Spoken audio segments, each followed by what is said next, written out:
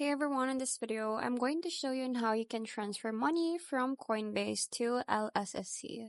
So first, you just have to go to your LSSC account, and from here, just go to your profile at the bottom right. So you just have to click on that one.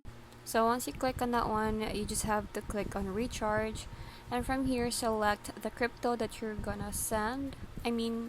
You're gonna send from Coinbase to your LSSC. So in this case, we're just gonna click on BTC, and then after that, you can see here the wallet address. So we're gonna copy that one. Now, after copying the wallet address, go to your Coinbase application, and then from here, go to the My Assets section at the bottom. And under the overview, you will see here the total balance and also here the actions that you can do. So since we're sending from Coinbase, we're gonna tap on send. From here, just have to select the asset. So since we selected the Bitcoin, we're gonna click on Bitcoin from here. And then here is where you can paste the wallet address that we've copied from LSSC. So after that, you just have to enter the amount and then make sure that everything is correct and then confirm the transaction. So that's it. I hope you find this video helpful.